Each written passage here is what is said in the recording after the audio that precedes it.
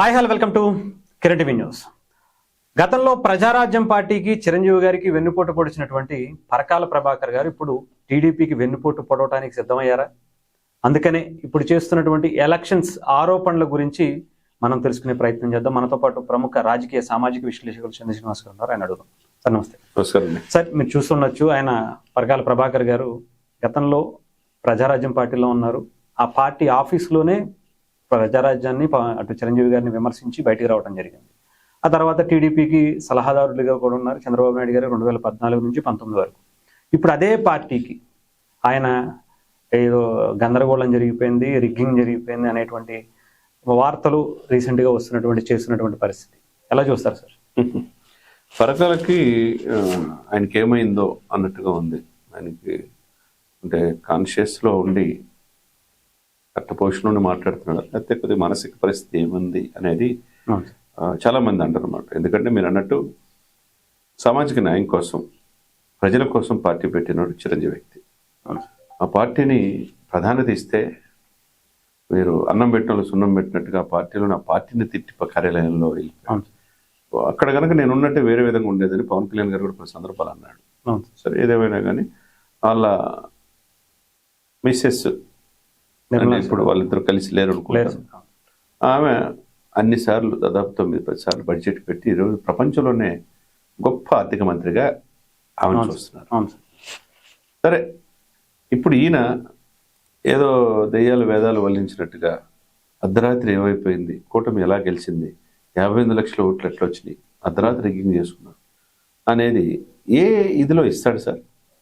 దీన్ని పత్రిక సాక్షి పత్రికలో ఫుల్ ఎడిషన్ లో వేసేసి డిబేట్లు నడుస్తూనే ఉన్నాయి సార్. ఇక్కడ ఏంటంటే ఇక్కడ ఇది నేషనల్ ఇష్యూ. వైర్ అనేది ఒక వెబ్సైట్, దాంట్లో ఈయన వ్యాసం రాశాడు. రాసింది ఎవరు? ఈయన ప్రముఖ రాజకీయ ఆర్థిక సామాజికవేత్త అని చెప్పేసి ఈయన ఉదహరించినారు.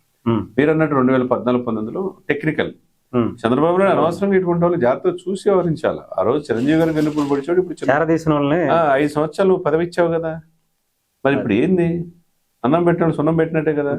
ఇప్పుడు అర్ధరాత్రి ఏమో అయిపోయిందట్టుగా, అర్ధరాత్రి అన్ని జరిగిపోయినట్టు.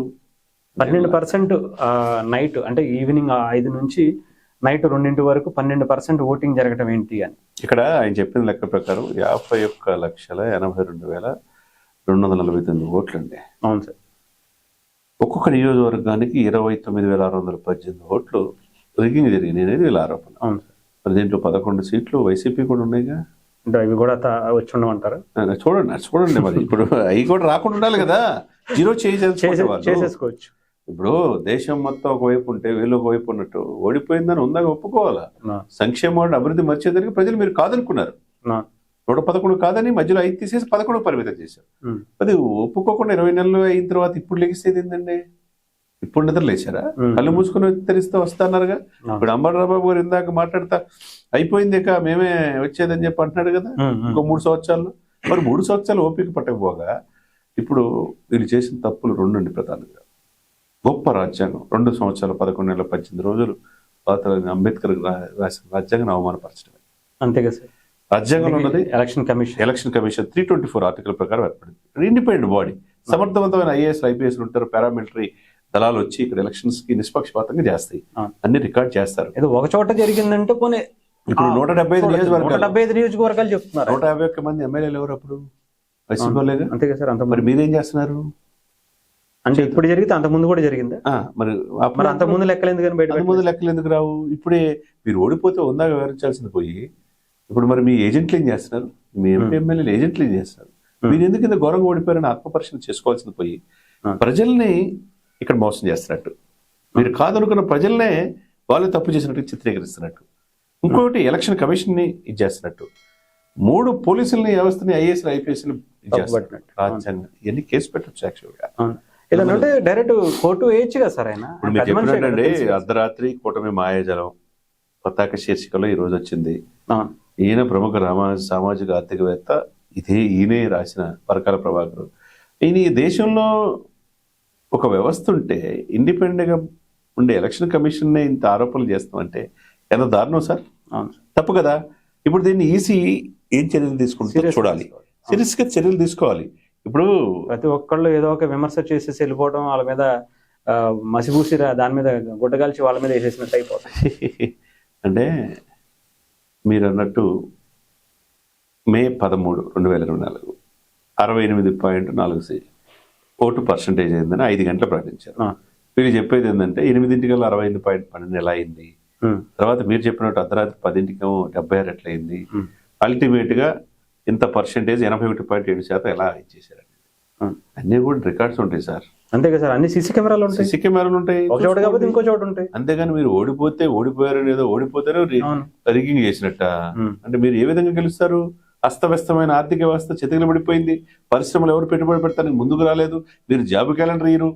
ఇప్పుడు స్కామ్స్ అన్నింటిలో ల్యాండ్ స్కామ్ కావచ్చు, లిక్కర్ స్కామ్స్ కావచ్చు, ఎవరున్నారు? వైసీపీ నేతలే ఉన్నారు కదా. మరి A2గా ఉండి 33 కేసులు ఉన్న విజయసాయి రెడ్డి అప్రూవల్ గా మారాడు కదా. మీరు చేసిన తప్పు, మీ చుట్టూ చేసిన తప్పు, అన్ని వ్యవస్థలు తప్పులు అయిపోయి నిర్వీర్యం అయిపోయి మీరు ప్యాలెస్లు కట్టుకున్నారు తప్పితే పోలవరం ఎక్కడ పూర్తయింది? 2 మంత్రులు మారారు. ఎందుకు జాబ్ క్యాలెండర్ లేదు? ఎందుకు పట్టాదారు పాసుకు పుస్తకం మీద మీ ఫోటో? ఎందుకు ముందు రాళ్ళు మీద కూడా మీ ఫోటో? ఏం సార్ ఇది? మద్యం మాఫియా 23వ ప్లేస్ లో ఉంది, ఇప్పుడు ఫస్ట్ ప్లేస్ కి వచ్చింది. అవును సార్. ఇప్పుడు ఉన్న ప్రభుత్వాన్ని ఇప్పుడు వీళ్ళు కాదనుకో, వీళ్ళు మంచిగా పరిపాలించలేదనుకో ఈ 2 సంవత్సరాలు, ఇంకో 3 సంవత్సరాల్లో కాదనుకుంటారు, మళ్ళీ మీకు అవకాశం ఉంటుంది. ప్రజల దగ్గరికి జరిగిన తప్పుని సరిదిద్దుకోవాలి కానీ అన్ని వ్యవస్థలు నిర్వీర్యం చేసేసి ఇప్పుడు ఈ మీద పడతాం ఏంటండి? అంటే ఇక్కడ ఆయన చెప్పినటువంటి ఒక దాంట్లో సార్, నార్మల్ గా కూడా అది కట్టికే ఎండాకాలం, మే నెల ఎలక్షన్ జరిగినటువంటి పరిస్థితి. సాధారణంగా మార్నింగ్ టైంలో ఎక్కువ మంది వస్తారు, పొద్దున్నే ఓటేసేవాళ్ళు, తర్వాత మళ్ళీ ఈవినింగ్ టైం ఎక్కువ మంది వస్తారు. అది సహజంగానే ఎండాకాలం జరిగేటువంటి ప్రక్రియ. ఆ మాత్రం కూడా తెలియదు అంటారు సార్? చదువుకున్నారు కదా సార్ చాలా గొప్పగానే.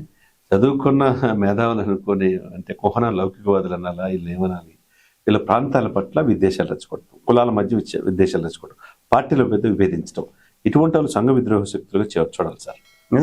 ప్రశాంతంగా ఎవడు పని వాడు చేసుకుంటున్నాడు. ఇప్పుడు హ్యాపీగా ఉన్నారు, అంతే కదా. 12.5 లక్షల కోట్లు పెట్టుబడులు వచ్చింది, 1 లక్ష కోట్లతో గూగుల్ సెంటర్ వచ్చింది. నిన్నగాక బిల్ గేట్స్ వచ్చాడు. ఇంతమంది వచ్చి ఇంత అభివృద్ధి పనులు, టూరిజం డెవలప్ అవుతుంది.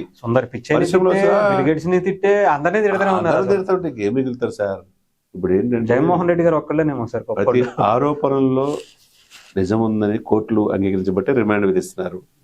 ఆ రోజు బోరగడ్డ వెన్నెల కావచ్చు, నందిగం సురేష్ కావచ్చు, లేకపోతే కాకాని కావచ్చు, పోసాని కృష్ణమూర్తి కావచ్చు, లేకపోతే జోగి రమేష్ కావచ్చు, ఈ రోజు అంబటి రాంబాబు కావచ్చు, రేపు మాపు రోజు అవుతారు, కొడాలి వంశీ అవుతారు, వీళ్ళు అందరూ అవుతారు. తప్పదు, చేసిన తప్పుకి అనుభవించాల్సిందే. తప్పులు అలాంటివి ఉన్నాయి. ఆధారాలు కోర్టులు చూస్తే కదా. వీళ్ళకి వ్యవస్థల మీద నమ్మకం లేదు, భయం కూడా లేదు సార్. కార్మిక న్యాయశాఖ సమర్థవంతంగా పనిచేయకపోతే ప్రెస్ ఉంటుంది సార్. ఈ 4 శాఖలు కూడా ఇలా అవమానపరుస్తున్నట్టే కదా. మీరు ఇప్పుడు ఎలక్షన్ కమిషన్ ని మీరు అపవాదేసి మీరేదో లేకపోతే 175 మీకు వచ్చాయా? ఆశ్చర్యకరంగా ఉంది ఇది. అంతలా చేసుకుంటే ఇప్పుడు ఎంపీ స్థానాలు బీజేపీకి ఇంకా ఎక్కువ వచ్చాయి కదా సార్. ఎందుకు తగ్గుతుంది? వాళ్ళకి వాళ్ళు చేసేసుకుని ఉంటే, వాళ్ళ చేతుల్లో ఉంటే, కూటమి కట్టకుండా మొత్తం 25 పోటీ చేసేవాళ్ళు కదా. చేయదలుచుకుంటే మరి దేశం మొత్తం ఇట్లా చూస్తా ఉంటే ఆసేతు హిమాచలం ఎలక్షన్స్ బీజేపీ ఎట్లొచ్చింది అంటే ఇప్పుడు కాంగ్రెస్ పార్టీ కూడా మోదీ గారిని బీజేపీని కూడా అవమానించినట్టే. అన్ని పార్టీలు కదా సార్. ఇప్పుడు తెలంగాణలో కాంగ్రెస్ పార్టీ గెలిచింది, మరి కర్ణాటకలో కాంగ్రెస్ పార్టీ గెలిచింది. అరే సార్, ఓడిపోవడానికి కారణం ఏంటంటే తాడేపల్లి ప్యాలెస్ ప్రజలకి దూరం అయిపోయింది. అంటే ఇక్కడ పరకాల ప్రభాకర్ గారి గురించి ఆయనకి ఏదన్నా గతంలో 2014 నుంచి 19 వరకు ఏదో పదవి ఇచ్చారు, ఆయన అంటు పెట్టుకున్నారు, ఇప్పుడు అది ఇవ్వలేదా అనేటువంటి ఏమన్నా అక్కస ఏమన్నా కనిపిస్తుంది? ఉంటుందేమో. ఎందుకంటే 2 సంవత్సరాలు వెయిట్ చేశారు, రాలేదు, ఇవ్వలేదు, పట్టించుకోలేదు, పవన్ కళ్యాణ్ గారు ఉండగా అది జరగదు అని డిసైడ్ అయ్యి ఉండొచ్చు. 2014-19 మధ్య నా పదవి ఉంది కదా, నేనంటే భయం ఉండాలి, నేను వైసీపీకి సపోర్ట్ చేస్తే వైసీపీ రేపు అధికారంలో వస్తుంది, నాకు మంచి పోస్ట్ ఇస్తారనే భావం కావచ్చు. అది ఇప్పుడున్న టీడీపీతో మీరు అన్నాడు పవన్ ఉన్నాడు కాబట్టి ఆ రోజు ప్రజారాజ్యంలో అన్న మాటకి పవన్ ఉన్నంత వరకు మనకు భవిష్యత్తే ఉండదు. ఇక్కడ వైసీపీకి ఫేవర్ గా మాట్లాడితే రేపు వాళ్ళు వస్తే ఏదో పదవి ఇస్తారనే ఆశ కావచ్చు. ఏదేమైనా కానీ ఆశ ఉండొచ్చు కానీ సార్, అది అత్యాశ ఉండకూడదు. రాజ్యాంగాన్ని, రాజ్యాంగం ప్రకారం ఏర్పడిన సమస్యలు గౌరవించాలి తప్పితే గౌరవానికి భంగం కలిగే విధంగా ఎలక్షన్ కమిషన్ లో ఉన్న మెంబర్లందరినీ అవమానించపరిచేటట్టుగా ఇట్లా మాట్లాడటం అనేది డెఫినెట్ గా కేసు ఫైల్ చేసే చట్ట విరుద్ధం. మీరు అన్నట్టు ఇదంతా సంఘ విద్రోహ శక్తుల కింద లెక్క. శక్తి కింద లెక్క. Right sir, thank you sir, thank you.